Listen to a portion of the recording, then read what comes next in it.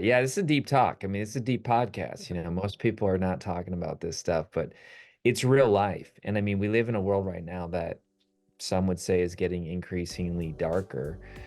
I tend to be an optimist. So even though that might be true, I'm like, okay, we got to step it up. Us people of light, we got to step it up even more, which means we need better books, more books, bigger messages for the books. And then if people aren't authors, man, I'd say, look, you guys know. Everyone says it's a big rage about passive income. The beauty of a book is passive impact.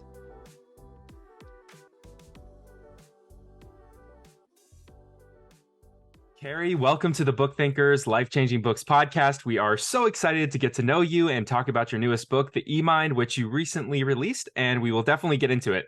You have overcome so many obstacles, from stuttering to lots of rejection, severe depression, and self-harm, to becoming a speaker, author, and entrepreneur. You're also a man of faith, and I'd love to start with asking kind of a big question. Why did you eventually come around to thanking God instead of hating him for what you went through? That's a great question. There's a statement by a guy named, I believe it was Oswald Chambers, and this will not make a Hallmark card, but it says, before God can use a person greatly, he must wound them deeply. And again, that's not going to make a Hallmark card because it's not really fun to talk about. Like, why would a good God create pain? But I'll tell you what, you guys are athletes.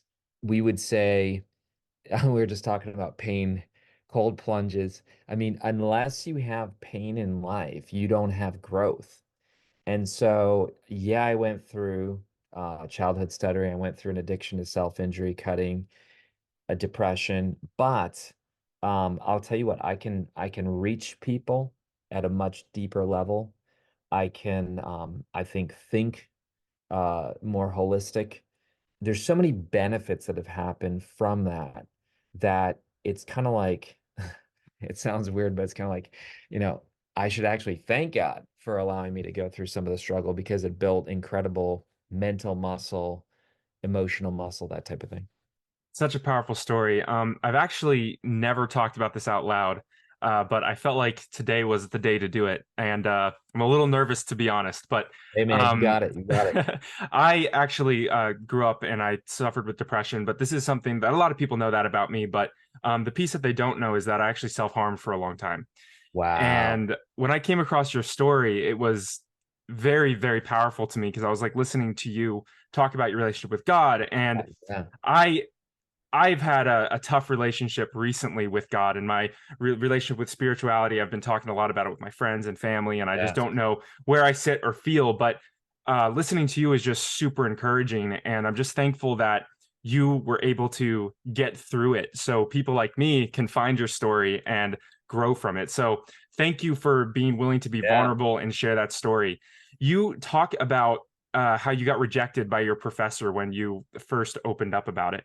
So Yeah. can you tell us a little bit about how you were feeling and how you kind of dealt with that and overcame the self-harm? Sure. Sure, definitely. Yeah, I don't mind this topic at all. I used to talk about it quite a bit, but now in the business realm, not a lot of people ask about it, but I'm happy to chat about it. So basically, you know, I am a control freak. I think we all are, if we're honest. And self-harm for a lot of people is a way to reenact a pain, but in a way they can control. So a lot of people think, oh, you're self-harming, you actually want to end your life. No, actually it's a coping mechanism to make it through life. Just like some people pop pills or drink alcohol or have, illicit sex or whatever. Like that's a way to actually cope with pain. So I didn't tell anyone. Man, I had a great great mask. I mean, I was voted the chaplain on campus of a Christian college, like you know, I wasn't being deceitful, but I'm like, who wants to know about depression? I wasn't walking around getting attention. So I was actually doing a master's degree for counseling. Not that I even am good at counseling. I'm not at all. I like future focused. My wife, I'm sitting in her room. She's a counselor. So she does therapy. They focus on the past. Anyway, I'm in counseling practicum where you actually counsel real people behind glass windows and your professors observe you. It's kind of unique. And they basically are saying to me, look, man, we know your grades are great, but you might fail. And I'm like, what do you mean I'm going to fail? Like, failure was not a thing for me. And they said, you aren't going near anyone's pain in your counseling sessions. In fact, they're talking about the pain and you're like going way around it. And they said, you're just not a good counselor and you're not willing to open up. And I'm like, dang, you know? So because of the fear of failure, I basically, for the first time ever, confess after thinking several nights, like, should I? I go in and I tell the professor, finally, I have enough courage. And I'm like, look, man, I don't cut all the time, but I do, I've struggled with self-injury for a lot of years. Well, I'm thinking, Christian college, the guy's going to be like, hey, man, come here. He's like, well, thanks for sharing that. Thanks for sharing that. We'll talk about it. And then 2 days later, I go to my mailbox, student mailbox, and they're like, failure. And I'm like, and I was blown away. And they said, you're not fit to be a counselor. You're going through your own issues. You're out of the program. And man, I was totally angry. I mean, unbelievably angry. First time I open up and this is how I get treated, right? Well, I mean, I was very angry at God. Let me tell you for sure. Because my wife and I were engaged. This was a master's degree in counseling, and to fail would mean I wouldn't graduate when she graduates, like a lot of dominoes, right? So I go to the vice president, who's my friend, and he was mentoring me, and he says, listen, man, he can't fail you. He's a professor. I'm the vice president. If you get therapy, we'll pass you and you can get healthy. Turns out that professor was actually going through his own darkness. I don't blame him, but he was actually sleeping with one of the married students. So, like I'm convinced that not to go super spiritual, but I'm convinced we have like good and evil. And I'm convinced that the moment you get close to your potential, you get close to being a bright light. I believe that the enemy tries to take shots at you.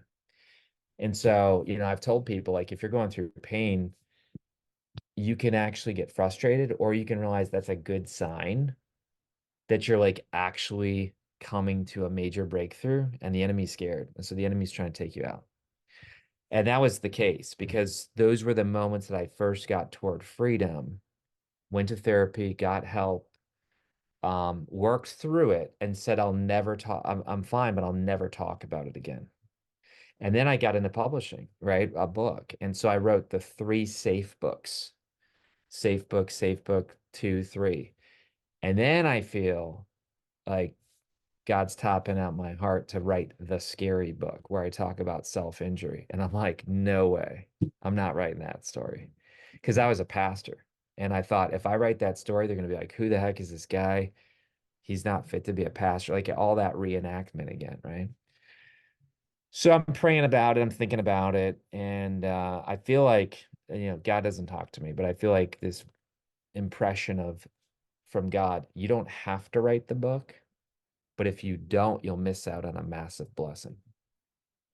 You see? So now I'm like, well, crap. Now I have to do it. And that was actually the fourth book, Your Secret Name. It got picked up by Zondervan. Zondervan's owned by HarperCollins. That was like my first big book. And that was actually the book that launched Igniting Souls. And that's pretty much how I finally was able to get the income to leave my day job as a pastor, become an entrepreneur. Like it was the precipice, but I almost had too much pride to say, I'm not going to write that book. Well, that entire story is a great representation of something that I watched yesterday. I Uh-oh. think about 6 months ago, Jordan Yeah. Peterson released a series on Exodus where he sort of does a roundtable discussion with 5 or 6 other Yeah. religious philosophy types. And they were talking about the duality of good and evil. The more good that can exist, the more evil has to exist as an opposition. Like there is Wow. a balancing act that's described in the Bible. And so Yes. it's interesting to hear you talk about it this way because their conclusion was that only in the darkest of times can you transcend the pain and then kind of bounce back to the other side of the spectrum, which it sounds like you did, because through your darkest Mm. moments, you ended up becoming an entrepreneur and freeing yourself in a big way, which is an interesting way to think about it, right? That's a great example. Jordan Peterson is very deep. So, glad that you are watching that. Yeah, this is a deep talk. I mean, it's a deep podcast. Most people are not talking about this stuff, but it's real life. And I mean, we live in a world right now that some would say is getting increasingly darker. I tend to be an optimist. So even though that might be true, I'm like, okay, we got to step it up. Us people of light, we got to step it up even more, which means we need better books, more books, bigger messages for the books. So I think this is exactly on topic. Well, I really greatly appreciate you sharing that story. I just think it's so powerful, and so many people struggle and they struggle in secret. And I know that like somebody like you talking about it out loud helps Yeah. them, me, get my voice to say, hey, I've struggled with this thing too. So it's really powerful and I really, really appreciate it. Now, you talked about igniting souls. Can Yeah. you maybe give us an overview of why you picked that, like that name, igniting souls, like what Yeah. that means to you and everything? Man, there's some great quotes here that I'll borrow from people. So, um, the glory of God is a man or woman fully alive. So that's Saint Irenaeus. Love that. Another one that I love is Ferdinand Foch, a French general. He says, what does he say? The most powerful weapon on earth is the human soul on fire. So other people have taken it and claim it, but when I kind of got a hold of those quotes, I thought, man, that is so true. Like I'm a sucker for all the movies that the odds are stacked against the guy or the girl.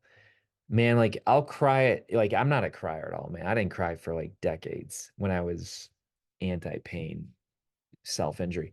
But now the older I get, I'm bald. You guys got great hair. You look great. But married, 3 kids, oldest one's 18 now. And the older I get, man, the more like those movies touch my heart because I understand the hero's journey and how tough it is. And there's this great quote by Carl Jung, Swiss psychologist. In all of his research, he said, okay, what's the most damaging thing in the life of a child? And I don't know if you've heard this before. It's pretty powerful, but I thought, is it alcoholism? Is it abuse? He said that the most damaging thing in the life of a child is the unlived life of the parent. It's like, dang. And what that means is it means that the kid who sees their parent coming home year after year after year, night after night after night, they say, don't bug me, kid. Give me the remote. Let me veg out. Veg is short for vegetable. Brain waves of vegetable are dead. Let me go brain dead with the remote and a six pack so that I can make it through so I can go back and live the life that I hate tomorrow in my day job. And sadly, that's like the reality for a lot of people.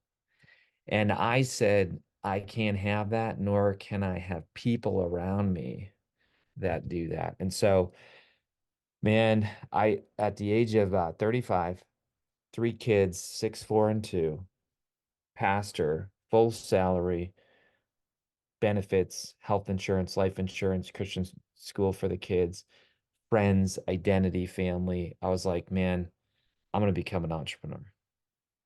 And it's not like I woke up one day and said that, but it's like I was dying inside. Nothing wrong with being a pastor, but like it had parts of what I liked, but it was like super slow, no risk. I could do it in my sleep, not against it, but I just knew there was a bigger thing for me. And so I dug deep and left it all, man, with a 1 month severance after spending 12 years as a pastor. And glory to God, man, I made it up and turned it into a global international business. I mean, we're not crazy big, but it's created millions and millions of dollars and affected millions of people. I say all that to say we built this amazing deep community called the Igniting Souls Tribe. and we were having these author conferences, and the biggest one was 600, and we had the Author Academy Awards, and the Oscars actually wrote us a letter where they were going to sue us if we didn't change the name, because I bought the website and everything, Author Academy Awards, but it got such attention. I mean, we had red carpet, we had hosts, we had judges. It was amazing. And all that happened in 2019. And it's like, man, everything's amazing. And I'm not going to just say it was COVID, but COVID did like created this thing. I had prepaid $80,000 for the next year because I wanted to save on taxes. I'm like, oh, I'll just write a big check, you know? And all of a sudden, the world shuts down. That 80K is tied up in hotel fees that aren't even going to happen. And like, just like you guys, like you got to make it up as an entrepreneur. And so our clientele shifted. I can get into that. We have a very different clientele now. But the Igniting Souls tribe kind of like, I gave it up, man. And now we reach a very unique client. And the whole model changed, but we can get into that. Well, it's said in business that what gets you there keeps you there. So sometimes Ah, you need an external force to come in and force you that's to it, switch man. up. That's a good one, Nick. Yeah, what gets you there keeps you there. So you're kind of famous for saying a book is not a business card. That is Yeah. something I'm guilty of saying from time to time. So please correct my philosophy that a book is a business Yeah. card. Tell Oh us man, what. this gets me excited. Listen, I hang out with really good entrepreneurs. I've been blessed to hang out with Strategic Coach. Strategic Coach is run by Dan Sullivan. You might know Dan Sullivan from Ben Hardy, their book, Who Not How, Gap and Gain. 10x is easier than 2x. Anyway, Dan Sullivan's the world's foremost entrepreneur coach. I mean, he's coached, Michael Hyatt, Jeff Walker, Peter Diamandis, like really good people. Anyway, one day I wanted to meet the guy, when I was a pastor and didn't have an income. I'm like, someday I'll meet the guy. Well, now he's a friend, a coach, a business partner, you could say, collaborator. We actually published some of his books. Anyway, I got part of Strategic Coach and I started to hang around with really successful people, like $100 million business here, $1 billion business here, and here's little me. And man, these guys are talking about wanting to work with me, and they're like, yeah, we just need a business card. And I started to think about that. And I'm like, that is not my model at all. In fact, it's never been my model. I've always taken a book and said, look, that thing can become a movement, not just a message. And I just got back from Universal Studios with the family, and we went to Harry Potter land, like that is an example of a book becoming a movement. And you might say, well, that's unique, that's fiction. Listen, man, I took one of my books called Day Job to Dream Job, which is written in a metaphor of Shawshank Redemption. Shawshank is your day job. Your dream job is Zihuatanejo. The book is broken down into three parts: prison, plan, payoff. The plan is the 9 steps on how to go pro with your passion. I turned that into an event at Shawshank Prison called Dream Job Boot Camp. So like that book became a six-figure business because we took the book, put it inside the jail, and literally had people come and teach from the content, but in a deeper way. And we partnered with the Hollywood celebrities. This is separate, but this is how I market books. I launched it at the Hollywood reunion for Shawshank Redemption. At the 20th and 25th, I was invited back. And Bob Gutton, the warden, was there, and like he's literally holding my book and we're launching it. So, that's the number one movie of all time if you Google voted by the people. So he's the number one villain of all time. And here we are launching the book. But Nick, to answer your question, what do you do with a business card? You meet somebody at a networking event. What do you do with a business card after a few days? Toss it. Well, historically, in my experience, it gets tossed in the trash. That's right. So you tell me, you guys love books. Your podcast is amazing called Book Thinkers. By the way, if you're listening to this, give them a 5-star review. Podcasters love it. This is a great podcast. So if your whole podcast and your whole business is based around books, and yet people are saying, oh, your book's a business card, and where do business cards end up? In the trash. That's a bad model. So you should never say that again, Nick. I'm just I'm messing. done. It's out of I'm my just mouth. messing. I've washed my tongue with soap. Yeah, it's gone That's now. right. So I've literally been able to see like no-name authors, like a guy named Pat Luce, who's a chiropractor in Sioux City, um, say, you know what? I'm going to take my notes and I'm going to turn them into a book. So he works with us. He turns it into the seven system plan, which literally changes people's lives health-wise. And then he comes to us and says, hey, man, you know, I got people now reading the book, but I can't serve them. They're all over the world because that's what a book does. A book opens new worlds. And he says, I can't fly all over the world to help them. Can we create a course? I say, absolutely. So again, this guy's not known if nobody's ever heard of him, but you can Google him, drpatluce.com, Luse. Turns it into, we teach 18 streams of income. Okay, we teach softcover, hardcover, audiobook, paperback, that's four. But then you get into courses, you get into keynote speeches, you get into membership communities, masterminds. I mean, we got a whole model system.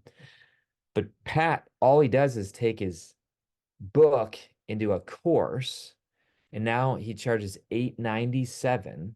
And you might say, dang, that's a lot. But yeah, when you see the before and after pictures, people who are ready to literally, if you go to his website, you'll see people on their deathbed and now they're playing with their grandkids. 897 times 2,000 people. That guy's made $1.8 million off of his book-based course. Not to mention, he has another income stream called certification. So now he takes other chiropractors and they become certified on the seven systems plan. They then teach it. He gets a cut. They get people in the course. Like you start to see how this model, and we've had amazing clients, Rachel Peterson, the queen of social media. What does she have? She has social media school. So we have Katrina Ubell, a physician who helps other physician females lose weight so that they don't feel like hypocrites when they're telling their patients, hey, you need to lose weight, and then they're overweight. So again, like we have so many examples, even fiction. You actually can turn a fiction book into 18 streams of income. I've done it. It's called Elixir Project. It's one of my books. But the point is this, guys, like a book is not supposed to end when you finish the last page. Even the fact that Nick's got books and Luke behind them, we call these back ads, right? What do back ads, what are they leading? Oh, here's one of my friends, Dan Miller. His back ads lead to all of his other products and services. You see? So the book was never meant to be just, oh, that's a nice book, I'm done. It's not a transaction, it's a transformation, but you need other streams of income to allow that to happen. I'd love to ask you, you've written like so many different books on so many different topics from like AI technology to entrepreneurship business. I'd love to ask you about how you find a passion or if it's just like whatever you're interested in the time. Like how does somebody even like discover what their passion is? Yeah. I have written every book around a problem that I personally have. So I never say what book will sell. Never. And maybe that's why other people are way more successful than me. I don't know. But here's what I've always said. What bugs me? What bugs me? What don't I know the answer to? And then get this, guys. I say that every book has a tone, and I have the tone of writing to my former stuck self. Don't write to an audience. People will feel it. It'll feel very impersonal. When people read my books, they're like, dang, man, I feel like I'm sitting next to you in Starbucks because I'm writing to my former stuck self. I have empathy for that person. I know that person, and that's where I was. You can write with three tones. You can write with sage, Sherpa, or struggler. So you can brand a book as a sage from the stage. Tony Robbins. What's on the front of his book cover? His face. And he is literally positioning himself as a sage. You can look at his book called Money. It doesn't mean he's talking about money. It means that he's interviewing Ray Dalio and all the other people, and he's presenting himself as a sage. I've done the research. I write my books as a Sherpa, someone who's seen the mountain, seen the struggle, says, I want to go climb it. I'm going to find a shortcut. And that's where you then list your solution as a framework. A framework is a solution broken down into simple steps. And those literally become your chapters. So your chapters are little stones in the way to get to the solution. And then you can write as a struggler. And you might be like, what? You know, how can you write a book as a struggler? These books do well, especially female, because they're willing to say, look, I don't have the answers, but I'm willing to say what the problem is. And even by saying what the problem is and then inviting people to join you as a fellow struggler, Blue Like Jazz, Donald Miller, these are examples of people who've written those types of books. Yeah, I love that. I think that Rise of the Reader, which you helped me with, you helped me get some great It's a art up on great my book. Amazon Love it. profile. Yeah, I identify as that Sherpa as well. Nice. Yeah. I wrote to my younger self, right? 10 Ooh, years ago, I didn't know how to implement personal development information, and today I do. And so I'm writing to that person. oh man, But I that's could so have been a good. little bit more intentional about that. You know, you, Tools of the Titan, Tim Ferriss, like I think that those are similar, you know, where you're basically saying, look, I'm gonna give you hacks, shortcuts for a problem I struggled with. And no, I love all you're doing. I mean, I subscribe to you guys on Instagram. It was David Hancock that introduced me to you. I just missed you in Columbus. I live in Columbus. You were here for the Lewis House. I was I missed you by a week before we met, but really impressed with all you're doing. And you know, I know we go about 30 minutes, so I want to respect the time, but I just want to close by telling your audience, like, if they're authors, think of your book as a business. If you don't, others won't. And I put out so much free stuff. If you need anything, reach out, you know. But I literally have a book called Your Book Is Not a Business Card, where we talk about all 18 streams of income. Every chapter ends with a QR code that leads to a video that leads to more free resources. And then if people aren't authors, man, I'd say, look, you guys know, everyone says it's a big rage about passive income. The beauty of a book is passive impact. Think about that. Probably haven't heard that much before. In other words, I don't need to sit down. You know, you guys hear it. Hey, Nick, can I pick your brain? Hey, Lou, can I pick your brain? You reach a level of success where you cannot do that. You don't want to be rude, but you cannot meet with everyone who wants to pick your brain.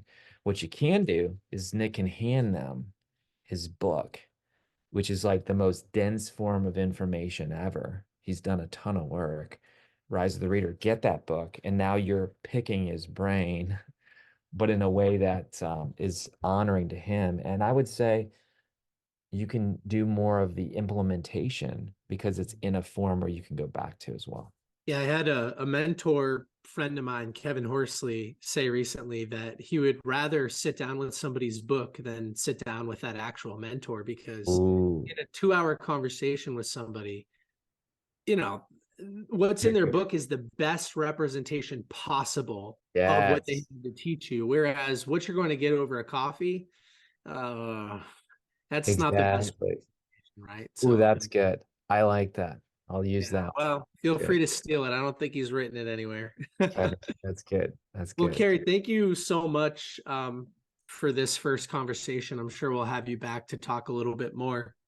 To kind of wrap things up, a couple of questions. If Yeah. somebody wants to work with you, okay, so they're an aspiring author, they're an author, where do they go? What do they do?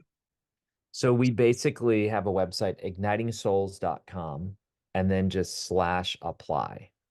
You know, Okay. we're at the spot right now where it's taken us a while, but you know, we can actually, as Dan Sullivan teaches, we can be the buyer and not the seller. Like I'm not out there being like, hey, work with us, work with us.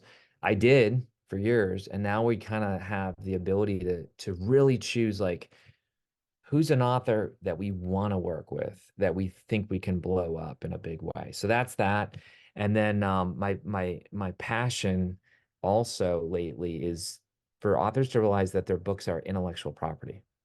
And intellectual property, honestly, according to the S&P 500, the S&P 500, the most valuable brands on planet Earth, the 500, 90% of the S&P 500, the assets are intangible, which means intellectual property.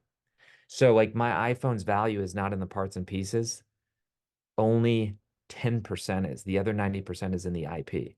If you're an author and you start realizing, oh my gosh, when I write, I'm actually writing intellectual property, you can now take that and you can license it, you can franchise it, you can sell it. And so I really want authors to realize that we live in a digital space right now where intellectual property and intangible assets are actually more valuable than brick mortar and equipment. Yeah, it's And a so different that's perspective. easy IP, easyip.today. Easyip dot today. Okay. Today. $97. We can basically take any intellectual property, put it on the blockchain, get you a smart contract, and that doesn't replace a patent that costs $20,000 and takes 1 to 3 years. But what it does is it gets you in the IP game that creates an immutable timestamp where you can go back and say, I was the first one to create that. Here's the smart contract. And it actually puts precedence over anybody else. Yeah, why not? Sounds like a no-brainer. I'll be doing it after we jump off. I will. And Awesome. here's my last question. Yeah.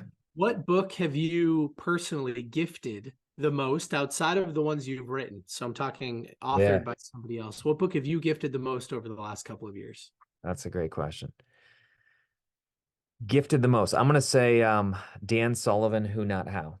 And it's in 60 seconds, here's what it is. It's basically stop asking how to do things in your business. It's lame. It's bad thinking. Ask instead who. Who, not how.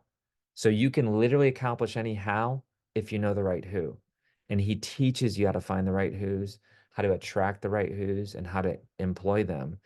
Because it's not delegating, it's not giving people your crap work. It's actually finding people whose passion and their unique ability is the who that you need. Love it. Yeah, I'm currently going through 10x is easier than 2x by Ah, Ian Sullivan and Dr. Benjamin Hardy. So yeah. it's a timely suggestion. Thank you. Awesome. Well, and Well, listen, I'm so glad Luke shared today. Man, that's a huge breakthrough. We got to celebrate you, man, because I remember those early days, like me voicing it for the first time, and it's scary as heck. But I'll tell you what, as you talk more about it, it becomes an external thing rather than an internal thing. And that's where like healing even goes, exponential. Well, thank you so much. I mean, thank you for your energy, your time, your wisdom. This has been absolutely amazing. And I'm just like, I was so excited to talk to you today. I'm just so glad that we got to talk about some of those things. I always end the podcast with this last question, and that is this. After you pass away, all the information that you put out, the books, courses, masterminds, all of it goes away, but you can leave the world with a single piece of advice. What would it be? Mm. I'll tell you what, it's a C.S. Lewis quote. It says, if nothing in this world can truly satisfy, then quite frankly, I was created for another world. Mm. And so I believe that as much as this world has to offer, it's passing, and you and I were created for another world. And so we better be ready. God offers that invitation to have connection, and I think we should take it. Mm. So beautiful. Thank you. Thank you so much. Thanks for having me.